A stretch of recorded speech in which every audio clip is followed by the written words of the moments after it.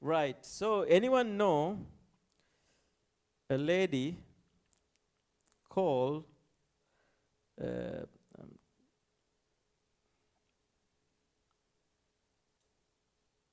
Hadasha?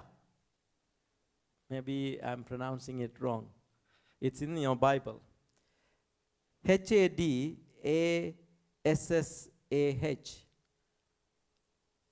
Hadashaha. You know? Hadasha.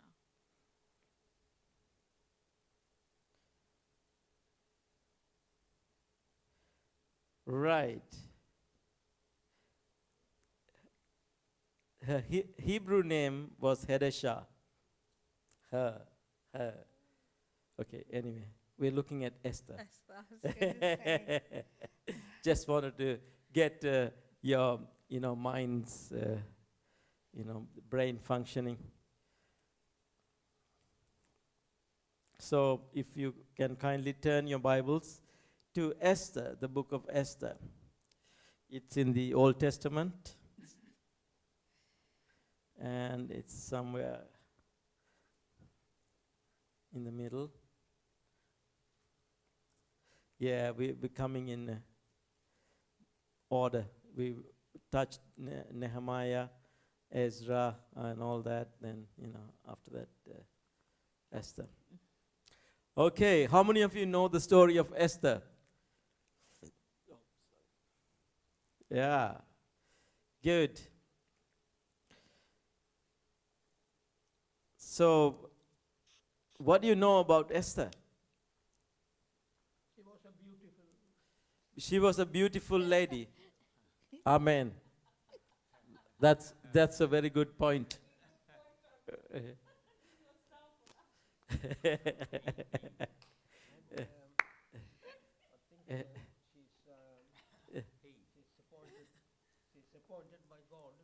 She's appointed by God.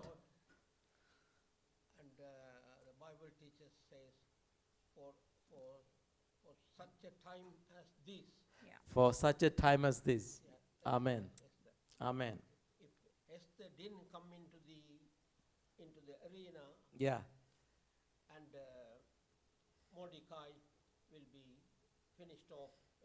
Mordecai was a Hebrew Jewish man. They want to finish him off, and they want to finish off completely all the Hebrew nation by one man. But Esther came for such a time as the God from heaven sent Esther to stop all those things and bring blessing to the Jewish nation. Amen. Amen. So I can go and sit down. Pastor Sam Krish has preached. I may sit down.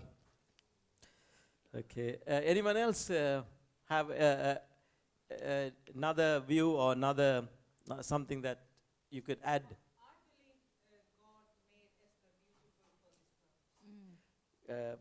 You believe God made Esther for this purpose.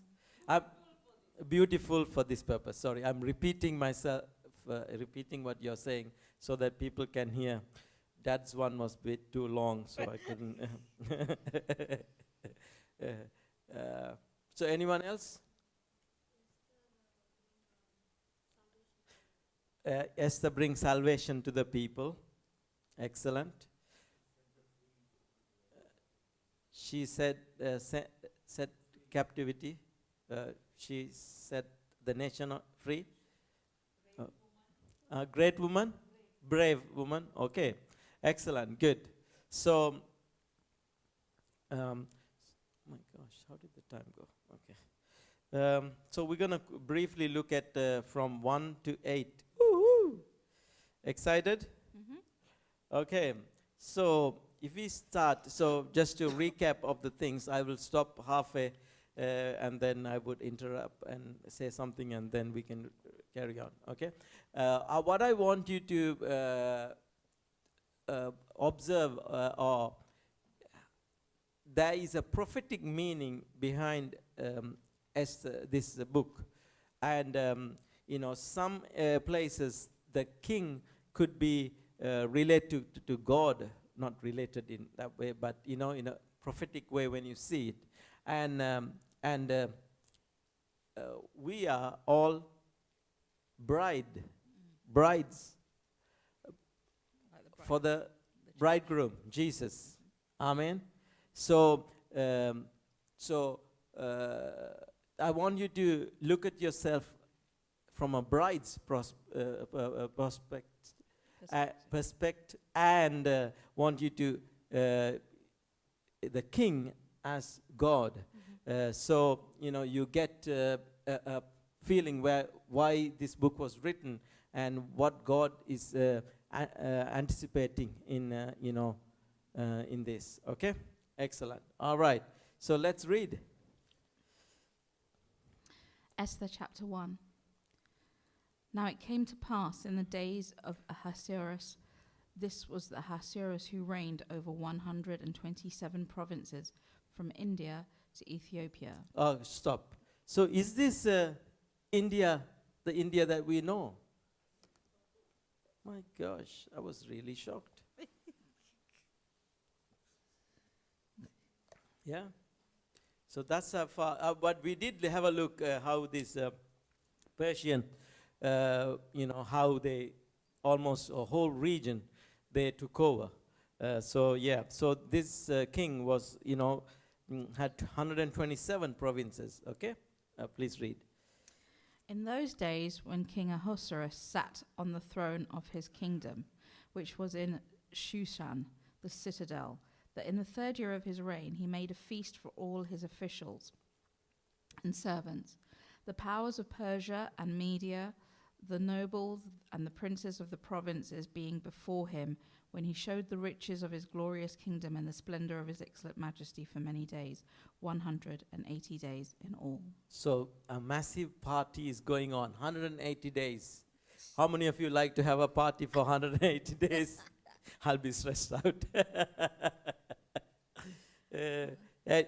All to show how big and how his glorious riches, and it's bit like Ephesians, isn't it? It's sounding like and his splendor, his excellence, his majesty. He wanted to show off how great he is. Okay, and so carry on. And when these days were completed, the king made a feast lasting 7 days for all the people who were present in Shushan, the citadel, from great to small, in the court of the garden of the king's palace.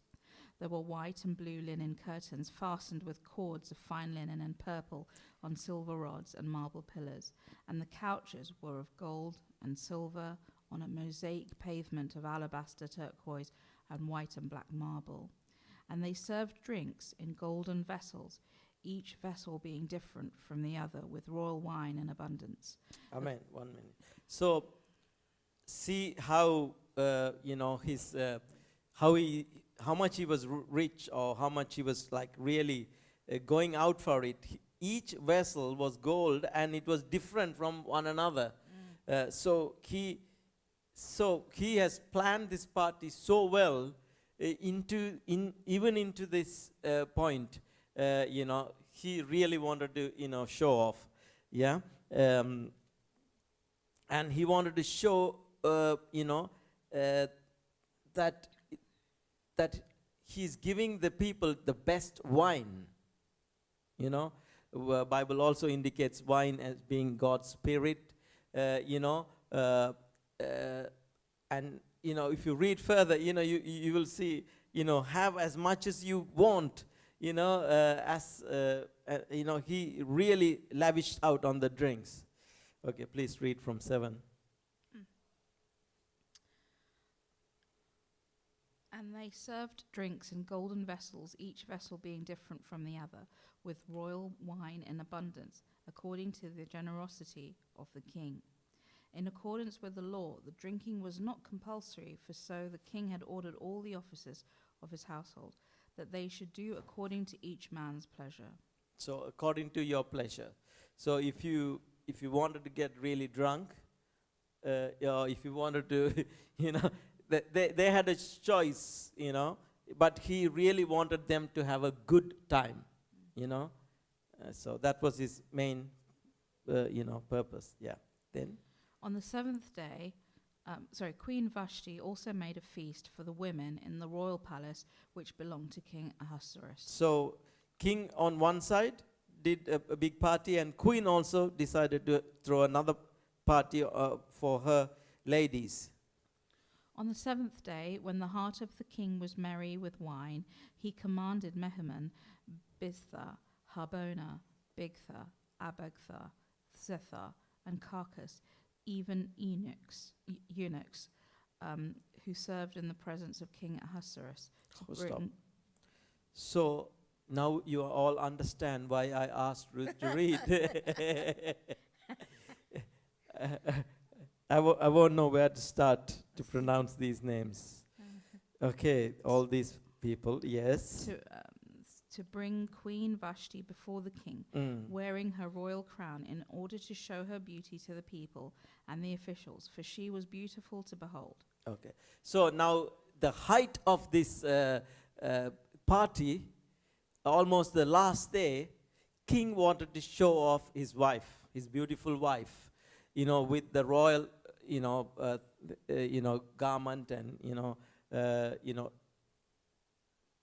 that is like his ultimate possession to show off.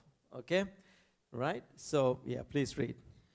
But Queen Vashti, verse 12, refused to come at the king's command brought by his eunuchs. Therefore the king was furious, and his anger burned within him. Then the king said to the wise men who understood the times, for this was the king's manner toward all who knew law and justice, those closest to him being Kashena, Shethar, Admatha, Tarshish, Meres, Marsina, and Memucan, the 7 princes of Persia and Media, who had access to the king's presence and who ranked highest in the kingdom. What shall we do to Queen Vashti according to law, because she did not obey the command of King Ahasuerus, brought to her by the eunuchs?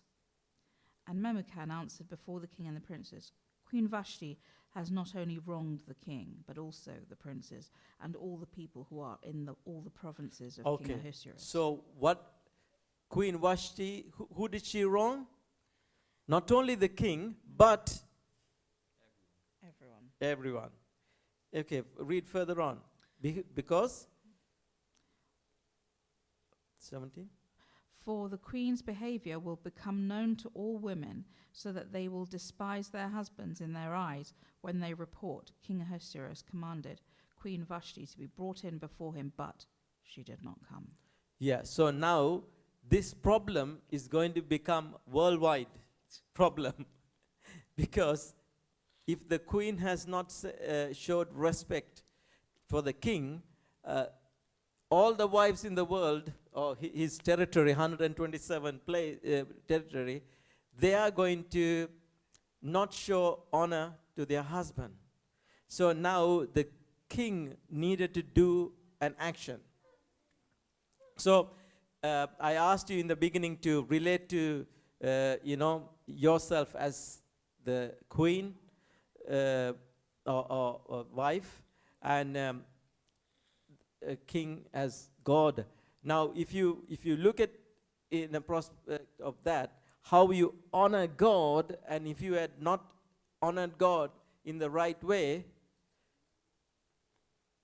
people will not honor your God. And if you read further, what happens is, if you don't honor God, you'll be replaced.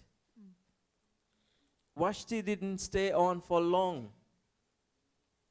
They have to come up with a solution.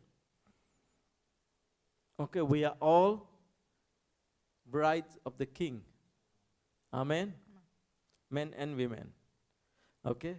So it is important that we look at this in that point of view. Amen? All right, please read on. This very day, the noble ladies of Persia and Media will say to all the king's officials that they have heard of the behavior of the queen. Thus there will be excessive contempt and wrath. If it pleases the king, let a royal decree go out from him, and let it be recorded in the laws of the Persians and the Medes, so that it will not be altered, that Vashti shall come no more before King Ahasuerus, and let the king give her royal position to another who is better than she. When the king's decree, which he will make, is proclaimed throughout all his empire, for it is great, all wives will honor their husbands, both great and small. And the reply pleased the king and the princes, and the king did according to the word of Memucan. Then he sent letters to all the king's provinces, to each province in its own script, and to every people in their own language, that each man should be master in his own house, and speak in the language of his own people. Each man should be master of his own house. Amen. Amen. So, and I didn't quite understand why they included speak in the language of his own people. Does anyone have any revelation on that? Speak in the language of his own people. Mm. Speaking in the language of his own people. Okay, anyway. So, Anyone hear that like I did? hmm? Speak in the language of his own people.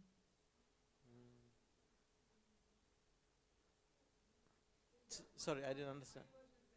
Mm.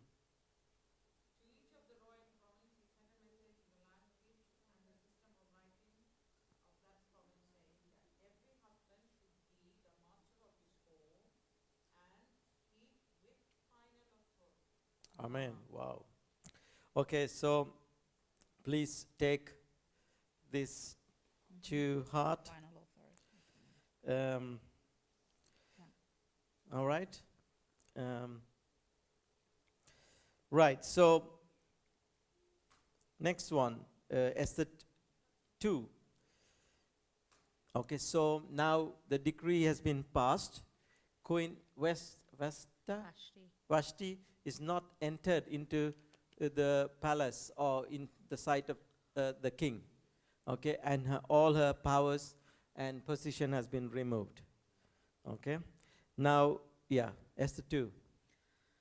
After these things, when the wrath of King Ahasuerus subsided, he remembered Vashti, what she had done and what she had been decreed against, and what had been decreed against her. Then the king's servants who attended him said, "Let beautiful young virgins be sought for the king, and let the king appoint officers in all the provinces of his kingdom, that they may gather all the beautiful young virgins to Shushan the citadel, into the women's quarters, under the custody of Hegai, the king's eunuch, custodian of the women, and let beauty preparations be given them."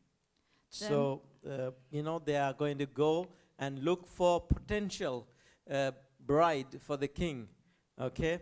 So, it's like us, the Lord is looking, his eyes looking to and fro, whose hearts are loyal to him. Amen. Amen. And, he so many, what is that? All are chosen? No. Few are chosen, but many are called. Amen. Huh? Many are called. Men, Yeah. correct. Yeah. So thank you, Sean. Sean is promoted for the second time. He's. Thank you, Sean. So there is a choosing, even for us. There's a calling, and there's a choosing. Okay, and it all comes. If you see, they'll go into details that there is a preparation.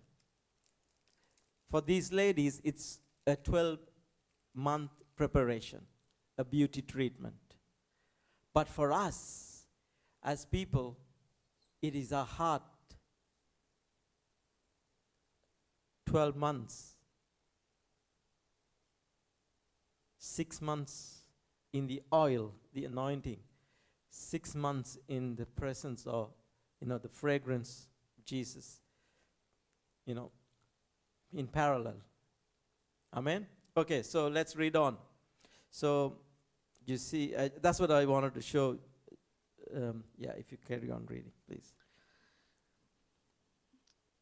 4? Then let the young woman who pleases the king be queen instead of Vashti. This thing pleased the king, and he did so. In Shushan the citadel there was a certain Jew whose name was Mordecai, the son of Jair, the son of Shimei, the son of Kish, a Benjamite. Kish had been carried away from Jerusalem with the captives who had been captured with Jeconiah, king of Judah, whom Nebuchadnezzar, the king of Babylon, had carried away. And Mordecai had brought up Hadassah, that is, Esther, his uncle's daughter, for she had neither father nor mother. The young woman was lovely and beautiful.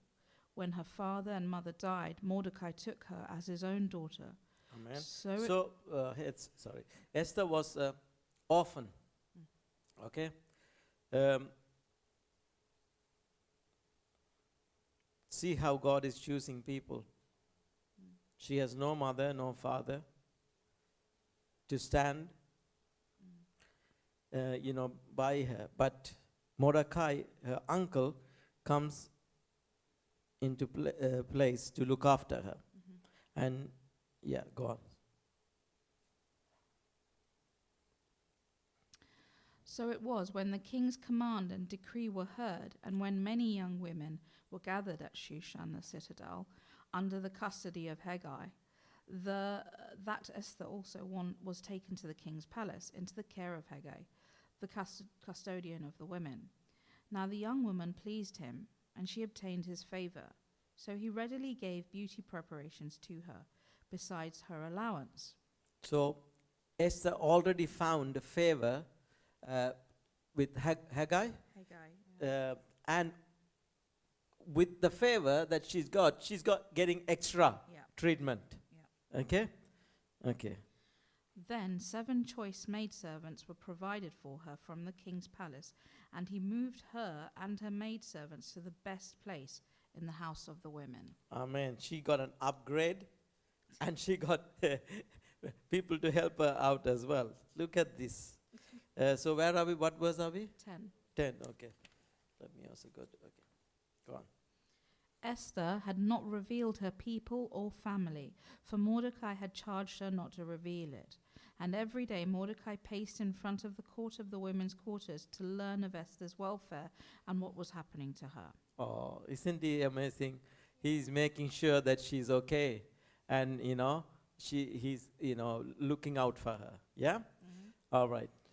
12. Yeah. Each young woman's turn came to go in to King Ahasuerus after she had completed 12 months' preparation, according to the regulations for the women, for thus were the days of their preparation apportioned, 6 months with oil of myrrh, and 6 months with perfumes and preparations for beautifying women. Amen. Thus prepared, each young woman went to the king, and she was given whatever she desired to take with her from the women's quarters to the king's palace. In the evening she went, and in the morning she returned to the second house of the women, to the custody of Shashgaz, the king's eunuch, who kept the concubines. She would not go in to the king again unless the king delighted in her and called for her by name. So you can only go back to the king's house only if the king has delighted in you for the first time and he has called you by name. Okay? Right. Now when the turn came for Esther, the daughter of Abihail, the uncle of Mordecai, who had taken her as his daughter to go into the king, she requested nothing but what Haggai, the king's eunuch, the custodian of the women, advised. And Esther obtained favor in the sight of all who saw her. So Esther didn't ask for anything. All the other ladies probably when they went, or they thought, okay, this is a good time to ask for my mom's, house, my dad's death cancellation, or a field for my dad, or my sister's wedding expense, or something. They must have, put all the, but Esther didn't ask for anything. And that pleased everyone that she came to contact with. And she asked what only Haggai told her to ask. Oh, yes. And Esther obtained favor in the sight of all who saw her. So Esther was taken to King Ahasuerus into his royal palace in the 10th month, which is the month of Tebeth, in the 7th year of his reign. The king loved Esther more than all the other women, and she obtained grace and favor in his sight more than all the virgins. So he set the royal crown upon her head and made her queen instead of Vashti. Amen. So this is a key passage, what I want to share today, that she obtained grace and favor. This is very key. If you look at the New Testament,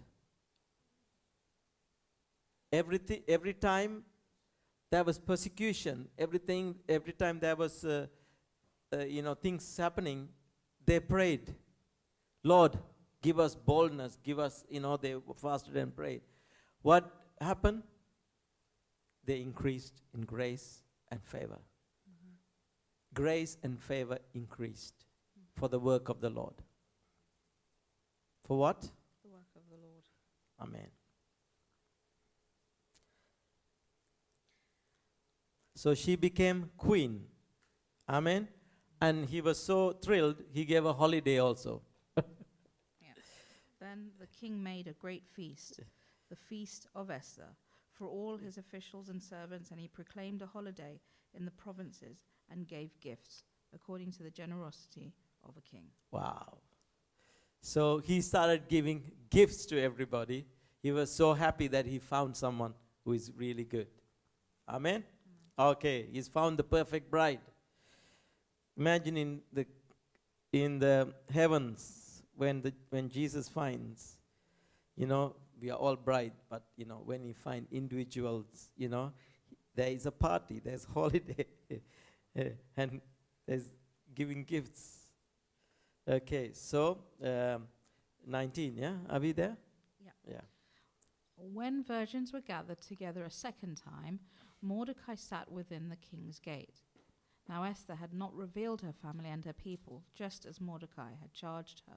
For Esther obeyed the command of Mordecai, as when she was brought up by him. In those days, while Mordecai sat within the king's gate, 2 of the king's eunuchs, Bigthan and Teresh, doorkeepers, became furious and sought to lay hands on King Ahasuerus. So the matter became known to Mordecai, who told Queen Esther, and Esther informed the king in Mordecai's name. And when an inquiry was made into the matter, it was confirmed, and both were hanged on a gallows. And it was written in the book of the Chronicles in the presence of the king. So somebody plotted against the king, and Mordecai found that while he was hanging out at the gate, and he passed on the message to Esther, and Esther reported to the king, and those people, were hung for planning, to take out the king. Okay? Right. So now we go into learn about this person called Haman, and he doesn't like Jews, mainly because he doesn't like what's his name, Mordecai, because Mordecai did not show any respect for him, because king exalted Haman, and he gave him a very high position, and Mordecai didn't respect, bow down or honor him, and he became so angry to the point that he hated all Jews. Okay? All right. So we're going number 3, verse 3. After these things, King Ahasuerus promoted Haman, the son of Hammedatha, the Agagite, and advanced him and set his seat above all the princes who were with him. And all the king's servants who were within the king's gate bowed and paid homage to Haman, for so the king had commanded concerning him. But Mordecai would not bow or pay homage. Then the king's servants who were within the king's gate said to Mordecai, "Why do you transgress the king's command?" Now it happened, when they spoke to him daily and he would not listen to them, that they told it to Haman, to see whether Mordecai's words would stand. For Mordecai had told them that he was a Jew. When Haman saw that Mordecai did not bow or pay him homage, Haman was filled with wrath. But he disdained to lay hands on Mordecai alone, for they had told him of the people of Mordecai. Instead, Haman sought to destroy all the Jews who were throughout the whole kingdom of Ahasuerus. So stop. Where are we? 7. Okay. Go up to 10. In the first month, which is the month of Nisan, In the 12th year of King Ahasuerus, they cast Pur, that is the lot, before Haman to determine the day and the month until it fell on the 12th month, which is the month of Adar.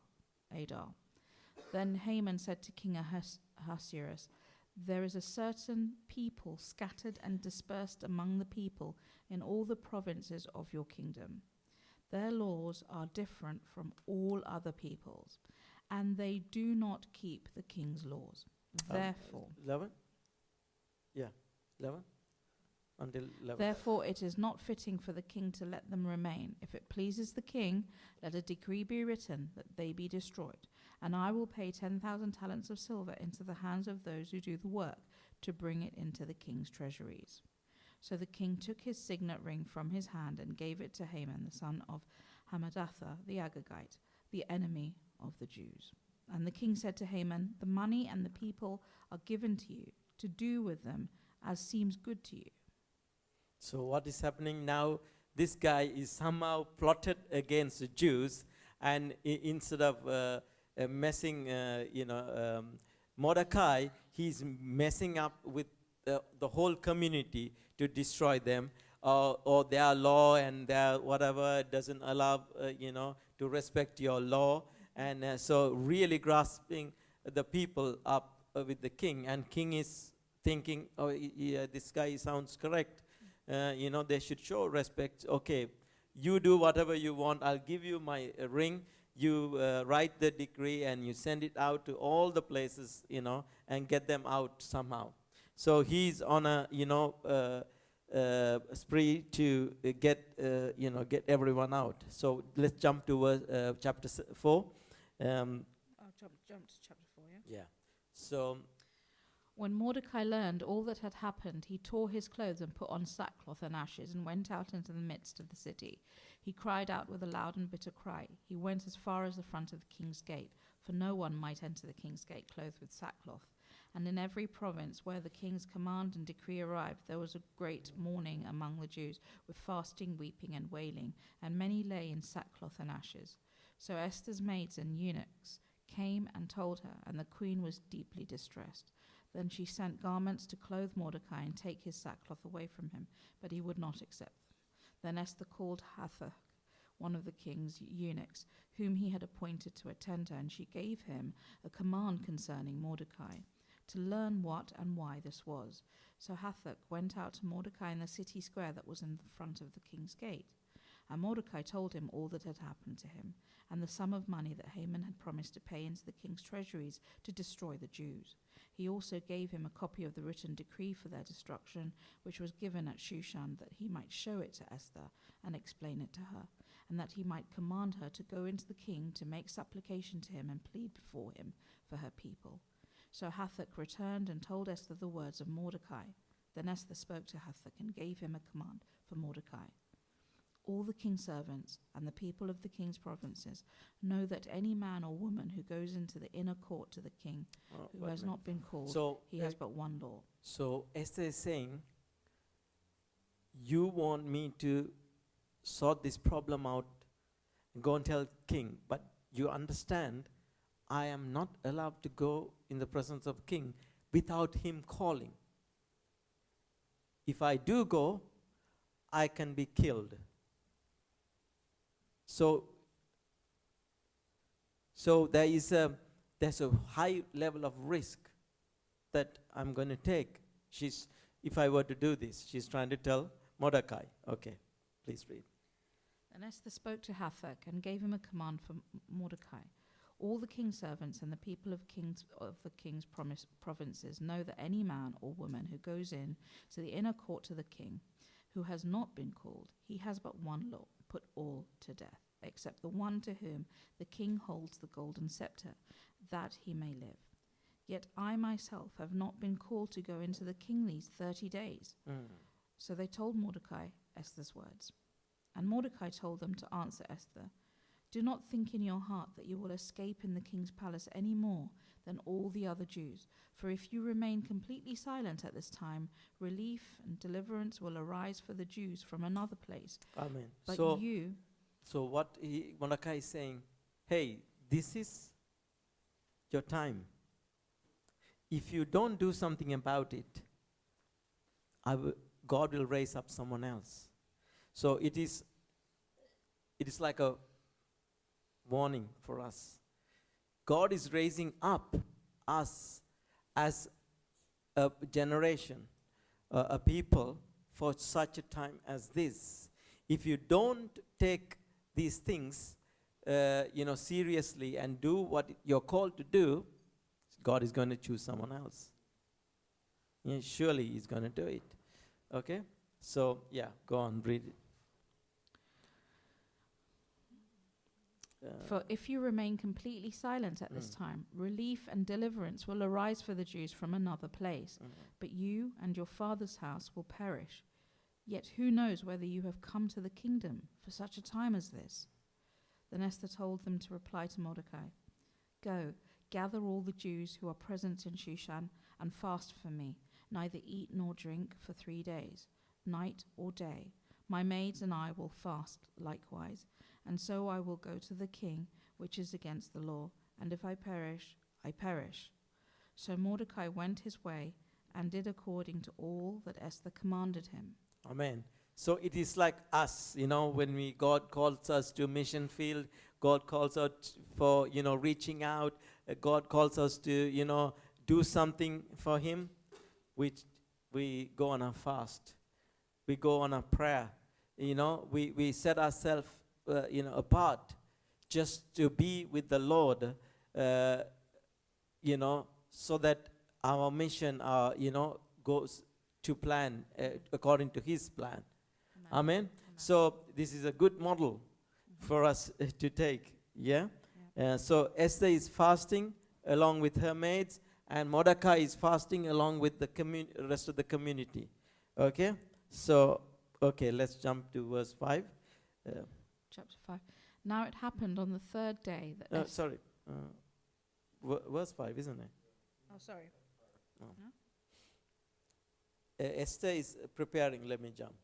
Esther is preparing a banquet and calls Haman and the king for the banquet. Now Haman thinks that, oh my gosh, queen is calling me and the king. I must be really, really important that she's calling. And, he's going and telling his wife, and he's telling his neighbors and what friends, and, look how I'm being exalted to the highest place. And he's getting really excited. And then, while, going back and forth, Haman sees Mordecai still, and his anger and rage, gets really stirred up, and he asks these people that he's boasting about, what should I do with Mordecai? They said, dig a pit and hang him and get rid of him. And he says, okay, let's get that going. And he orders them to dig the pit and get everything ready for Mordecai's burial. Yeah. Okay, so let's jump to 9. 9, what 9? On that. So you don't want me to read the beginning of chapter 5? No, I jumped it, I think, Okay. because we don't have time. So Haman went out that day joyful and with a glad heart. But when Haman saw Mordecai in the king's gate, and that he did not stand or tremble before him, he was filled with indignation against Mordecai. Nevertheless, Haman restrained himself and went home, and he sent and called for his friends and his wife Zeresh. Then Haman told them of his great riches, the multitude of his children, everything in which the king had promoted him, and now he had advanced him above the officials and servants of the king. Moreover, Haman said, besides, Queen Esther invited no one but me to come in with the king to the banquet that she prepared, and tomorrow I am again invited by her along with the king. Yet all this avails me nothing, so long as I see Mordecai the Jew sitting at the king's gate. Then his wife Zeresh and all his friends said to him, let a gallows be made 50 cubits high, and in the morning suggest to the king that Mordecai be hanged on it, then go merrily with the king to the banquet. And the thing pleased Haman, so he had the gallows made. That night the king could not sleep, So one was commanded to bring the book of the records of the Chronicles, and they were read before the king. And it was found written that Mordecai had told Bigthana and Teresh, 2 of the king's eunuchs, the doorkeepers who had sought to lay hands on King Ahasuerus. Then the king said, "What Go honor?" one minute. So that night, king he didn't get to sleep properly, so he was disturbed. And how many of you know God didn't give him a good sleep? And so he was so disturbed, he wanted to lift up the book of Chronicles. Can you imagine? And he went through it and found Mordecai has helped, save him, the king. And he thought in his head, "Oh my gosh, I haven't paid proper respect for this guy. I need to honor him." And so he wanted to elevate him, just to say thank you. But Haman, in his naivety, he thought, "Oh, the king is talking about me," because king said, "Hey, there is this guy, I want to honor him. How do you think I should honor? He's done great stuff for me." And Haman goes, "Oh, king, you should parade him along." And he goes on a big list how the king should, exalt. And the king says, "Okay, take Mordecai." And it was pure disgrace for him, to taking him around. His number one enemy, he has to, So this is how God works, a parade in front of everyone, in front of your enemy. Your enemy. So I jumped a bit because of time. So do you want to read, did you read 6? Yeah, you did read, yeah? Yeah. Okay, start with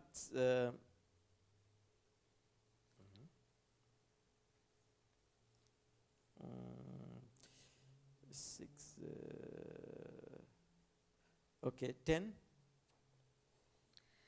Then the king said to Haman, "Hurry, take the robe and the horse, as you have suggested, and do so for Mordecai, the Jew who sits within the king's gate. Leave nothing undone of all that you have spoken." Okay, sorry, you just want to exaggerate and what it was written. From verse 6, if you read. So Haman, is it? So Haman came in, and the king asked him, "What shall be done for the man whom the king delights to honor?" Yeah. Now Haman thought in his heart, "Whom would the king delight to honor more than me?" And Haman answered the king, "For the man whom the king delights to honor, let a royal robe be brought, which the king has worn, and a horse on which the king has ridden, which has a royal crest placed on its head. Then let this robe and horse be delivered to the hand of the one of the king's most noble princes, that he may array the man whom the king delights to honor. Then parade him on horseback through the city square and proclaim before him, 'Thus shall it be done to the man whom the king delights to honor.'" Amen. Then the king said to Haman, "Hurry, take the robe and the horse, and as you have suggested, and do so for the Mordecai, the Jew who sits within the king's gate. Leave nothing undone of all that you have spoken." So Haman took the robe and the horse, arrayed Mordecai, and led him on horseback through the city square, and proclaimed before him, "Thus shall it be done to the man whom the king delights to honor." Okay, that's enough. Okay, let's jump to verse chapter 7. Sorry. Chapter 7. From So- 7. From verse 7. Yeah. Then the king arose in his wrath from the banquet of wine and went into the palace garden, but Haman stood before... Sorry. From 1. So the king and Haman went to dine with Queen Esther, and on the second day at the banquet of wine, the king again said to Esther, "What is your petition, Queen Esther?" So queen has thrown a banquet. Now king is now wondering, why is Queen Esther throwing a banquet and calling myself and what's his Haman? Haman, yeah. And he's trying to guess what she must be wanting something. Okay, go on. "What is your petition, Queen Esther? It shall be granted you. And what is your request? Up to half the kingdom it shall be done." Then Queen Esther answered and said, "If I have found favor in your sight, O king, and if it pleases the king, let my life be given me at my petition, and my people at my request. For we have been sold, my people and I, to be destroyed, to be killed, to be annihilated. Had we been sold as male and female slaves, I would have held my tongue, although the enemy could never compensate for the king's loss." So King Ahasuerus answered and said to Queen Esther, "Who is he and where is he? Who would dare presume in his heart to do such a thing?" And Esther said, "The adversary and enemy is this wicked Haman." So Haman was terrified before the king and queen. Then the king arose in his wrath from the banquet of wine and went into the palace garden. But Haman stood before Queen Esther pleading for his life, for he saw that evil was determined against him by the king. When the king returned from the palace garden to the palace of the banquet of wine, Haman had fallen across the couch where Esther was. Then the king said, "Will he also assault the queen while I am in the house?" As the word left the king's mouth, they covered Haman's face. Now Harbona, one of the eunuchs, said to the king, "Look, the gallows, 50 cubits high, which Haman made for Mordecai, who spoke good on the king's behalf, is standing at the house of Haman." Then the king said, "Hang him on it." Wow. Everything turned around in that moment. Amen. Amen. So they hanged Haman on the gallows that he had prepared for Mordecai. Yeah. Then the king's wrath subsided. 8. On that day, King Ahasuerus gave Queen Esther the house of Haman, the enemy of the Jews. Imagine. So now everything is changing. Enemy's possession is being handed over to you. Whatever was attacking you is under you. Amen. Amen. See how God works things out? Thank you, Lord. Thank you. Right. Please read. On that day, King Ahasuerus gave Queen Esther the house of Haman and the enemy of the Jews. The enemy of the Jews. And Mordecai came before the king, for Esther had told how he was related to her. So the king took off his signet ring, which he had taken from Haman, and gave it to Mordecai. And Esther appointed Mordecai over the house of Haman. Now Esther spoke again to the king, fell down at his feet, and implored him with tears to counteract the evil of Haman the Agagite, and the scheme which he had devised against the Jews. And the king held out this golden scepter toward Esther. So Esther arose and stood before the king and said, "If it pleases the king, and if I have found favor in his sight, and the thing seems right to the king, and I am pleasing in his eyes, let it be written to revoke the letters devised by Haman, the son of Hammedatha, the Agagite, which he wrote to annihilate the Jews who are in all the king's provinces. For how can I endure to see the evil that will come to my people? Or how can I endure to see the destruction of my countrymen?"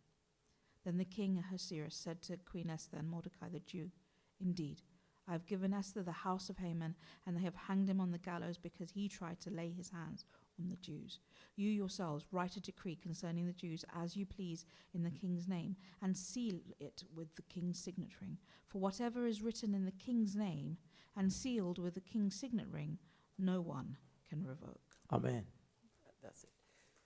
So you see how, I asked you to paint a picture parallelly, how, God and you.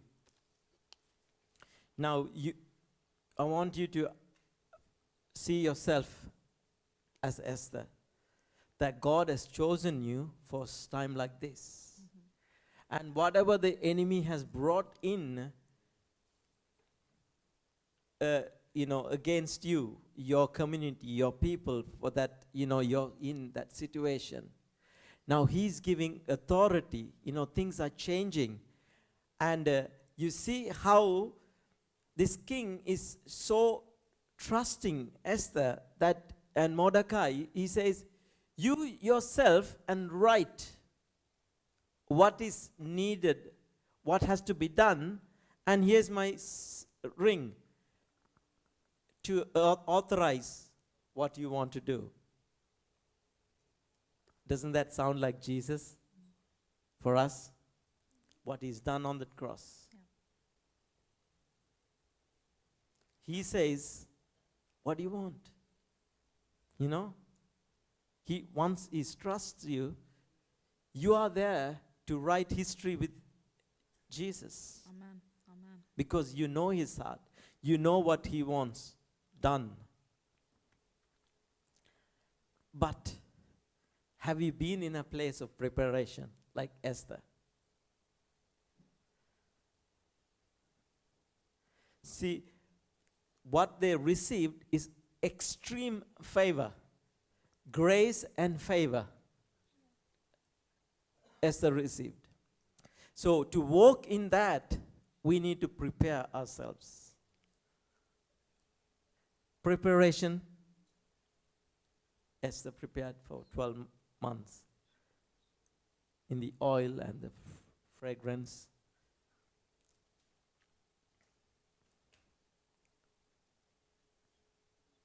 That's all I wanted to say.